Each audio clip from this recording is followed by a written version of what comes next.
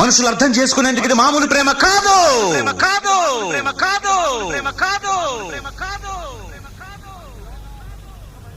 అగ్నిలాగా స్వచ్ఛమైనది.